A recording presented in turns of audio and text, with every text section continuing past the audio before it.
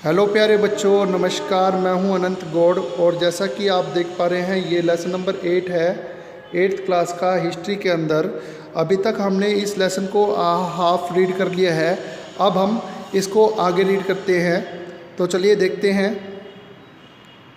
New अब बता रखे कि जो new routines and new rules, अलग अलग तरह के नए नए रूल्स बने थे और ये देखा गया है कि मिड 19th सेंचुरी में, ठीक है, अब कंपनी जो थी वो हमारी हायर एजुकेशन के बारे में सोचने लगी थी और वे हमारी लोकल पाठशालाओं के किस तरह से काम करते हैं उसके अंदर फंक्शन के अंदर देखने लगी थी और उसके अंदर इंटरफ्रेंस करने लगी थी। और 1854 में इन्होंने नए नए तरह के, ठीक है, कंपनी के द्वारा नए नए तरह के रूल्स रूटीन लागू कर दिए थे और इसके अलावा जो है नए रूल्स बना दिए गए थे और रेगुलर वे से इंस्पेक्शन यानी कि निरीक्षण करने की व्यवस्था की थी। अब ये सब कुछ कैसे चेंज हुआ इसके पीछे भी बता रखा है कि सबसे पहले इन्होंने कुछ पंडितों को सरकारी नौकरी पर रख लिया था और प्रत्येक पंडित के अंडर में 5 स्कूल आते थे।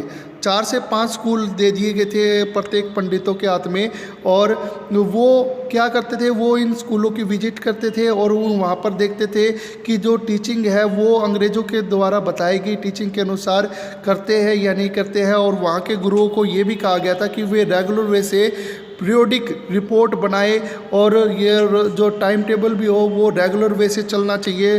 बीच में ऐसा ना हो कि क्लास बंद हो रही है, ऐसा कुछ भी ना चले और टेक्स्ट बुक के द्वारा ही उनको पढ़ाया जाए। और इनके जो है एनुअल एजुकेशन के एनुअल एग्ज़ाम के आधार पर ही किसी बच्चे का निर्धारित किया जाए। और फिर इसके अंदर ये भी बताया गया कि स्टूडेंट्स को भी ये कहा गया कि वे रेगुलर वे से अपनी फ़ीस लेके आएँ और उनको जो है क्लास भी अटेंड रेगुलर वे से करें और उनके लिए सीटिंग के लिए भी एक जो निश्चित जगह बता दी है वहीं पर बैठकर वो शिक्षा दे। और इसके अलावा ये भी बताया कि वे जो नए रूल्स बनाए गए हैं उसको का ही पालन करें, उसके अनुशासन में रहे।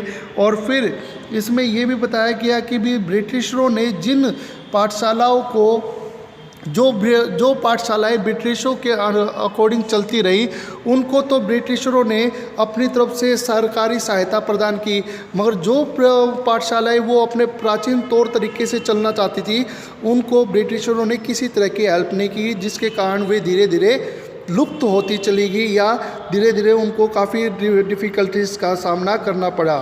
अब नई तरह के रूल्स और रूटीन्स का एक डिसएडवांटेज ये देखा गया कि इसमें जो है कोई गरीब व्यक्ति का बच्चा नहीं पढ़ पाता था और ग्रामीण क्षेत्रों में जब फसल कटाई का समय होता था तो बच्चों को ये कहा जाता था कि वो फसल कटाई के वक्त अपने परिवार वालों की सहायता न करें, वे स्कूल लगाए। और जो बच्चा अपने परिवार वालों की सहायता करता था तो उसको एक डिसरेगुलर या उसको ये माना जाता है इनडिसिप्लिन में रहने वाला बच्चा है और वो खुद ही पढ़ना नहीं चाहता। तो इसमें दे रखा है agenda for the national education. इसमें बता रखा है कि केवल ब्रिटिश ही ऑफिसर ऐसे नहीं थे जो कि भारतीय एजुकेशन के बारे में सोचते थे, बल्कि 19th सेंचुरी के दौरान कई ऐसे विचारक या थिंकर्स देखे गए जो कि भारतीय एजुकेशन के बारे में विचार रख रहे थे और अलग अलग तरह के उनके विचार थे। उन्होंने अपने विचार लोगों के सामने रखे। कुछ लोग ऐसे थे जो कि ब्रिटिश एजुकेशन को ही और ज़्यादा बढ़ाना चाह रहे थे, जो कि मॉडर्नाइज मानते थे और ये भी मानते थे कि जो यहाँ पर ब्रिटिश के द्वारा स्कूलों को भी ज़्यादा से ज़्यादा मात्रा में खोला जाए, स्कूल हो गए, कॉलेज हो गए, यूनिवर्सिटी को खोला जाए और ब्रिटिश यहाँ पर जो है एजुकेशन के ऊपर ज़्यादा से ज़्यादा पैसा भी लगाए। मगर कुछ लोग ऐसे भी देखे गए थे जो कि ब्रिटिश एजुकेशन का घोर विरोध करते थे, ठीक है। उनके अंदर किन किन का नाम आता है वो भी हम यहाँ पर देखेंगे। तो यहाँ पर दे रखा है सबसे पहले जो है महात्मा गांधी जी का नाम और रविंद्रनाथ टैगोर का नाम दे रखा है, जो कि वेस्टर्न एजुकेशन के बिल्कुल ही खिलाफ थे और उनके क्या विचार थे वेस्टर्न एजुकेशन को लेकर वो हम देखते हैं। सबसे पहले महात्मा गांधी जी की बात करें कि महात्मा गांधी जी ये मानते थे कि जो इंग्लिश एजुकेशन है उसने हम लोगों को गुलाम बना दिया है, यानी कि भारतीय लोगों को इंग्लिश एजुकेशन ने गुलाम बना दिया है। महात्मा गांधी जी ने ये भी कहा था कि जो कॉलोनियल एजुकेशन है वो भारतीय के अंदर जो इंडियंस है उनके दिमाग में एक हीन भावना भर देती है। वे ये सोचते हैं कि जो वेस्टर्न के लोग हैं, वेस्टर्न सिविलाइजेशन है वो तो सबसे ज़्यादा महान है और जो भारतीय जो कल्चर है वो नीचे है, जिसके कारण वे भारतीय कल्चर के प्रति अच्छी भावना नहीं रखते हैं। भारतीयों को ही उनकी खुद की लैंड पर अजनबी भी बना दिया है। इसने जो भारतीयों के अंदर एक गुलाम की भावना भर दी है इंग्लिश एजुकेशन ने। और महात्मा गांधी ने ये यहाँ तक के लोगों को ये भी कहा कि उन्हें अपने स्कूल कॉलेज या ब्रिटिश इंस्टीट्यूशन में पढ़ने वाले जो लोग हैं उनको अपने इंस्टीट्यूशन को छोड़ देना चाहिए और उनके साथ में जो स्वराज्य की लड़ाई है उसके साथ में उनको आना चाहिए।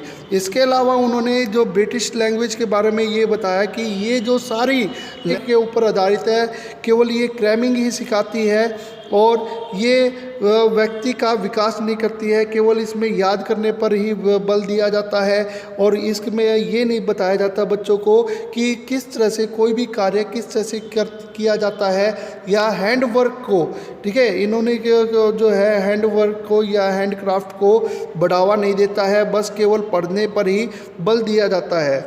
और इसी तरह से अब हम आगे देखते हैं, ये तो महात्मा गांधी जी के विचार थे। और अब हम आगे बात करते हैं रविंद्रनाथ टैगोर जी के बारे में। रविंद्रनाथ टैगोर जी की बात करें, ये भी जो है शिक्षा के बारे में सोच रहे थे, तो इन्होंने रविंद्रनाथ टैगोर ने 1901 में एक इंस्टीट्यूशन की स्थापना की थी जिसका नाम था शांति निकेतन। अब शांति निकेतन का मतलब जैसे पता ही चल रहा है अभी, जहाँ पर ऐसा स्थान जहाँ पर शांति हो या पीसफुल वातावरण हो, तो ये जो इंस्टीट्यूशन है रविंद्रनाथ टैगोर जी ने अपने बचपन के अनुभव के आधार पर ही इस इंस्टीट्यूशन की स्थापना की थी। क्योंकि जब बचपन में जब रविंद्रनाथ टैगोर जी विद्यालय में जाते थे या स्कूल में जाते थे तो उनको वहाँ का माहौल एक जेल की तरह लगता था और उनका मन भी नहीं लगता था और वो सोचते थे कि भी क्लास में बैठकर भी उनका भी मन नहीं लगता था। जब टीचर कुछ पढ़ा रहे होते थे तो उस समय वे किसी और जगह पर ध्यान केंद्रित करते थे। तो इस तरह से जब वे बड़े हुए तो उनको ये लगा कि भी जो है इस तरह की एजुकेशन नहीं होनी चाहिए, तो उन्होंने एक अलग से अपना इंस्टीट्यूशन की स्थापना की जो कि बिल्कुल ही अलग था और जहाँ पर क्रिएटिविटी को ज़्यादा बढ़ावा दिया जाता था और बच्चों को ज़्यादा खुले वातावरण में एजुकेशन दी जाती थी। तो ये जो है उस समय की पिक्चर दिखा रखी है, ये शांति निकेतन की है, आप देख पा रहे हो, यहाँ पर बच्चों को शिक्षा दी जा रही है। और रविंद्रनाथ टैगोर जी जो है वो वेस्टर्न और इस इंडियन कल्चर को दोनों को ही महान मानते थे और दोनों के प्रति रिस्पेक्ट की भावना भी रखते थे।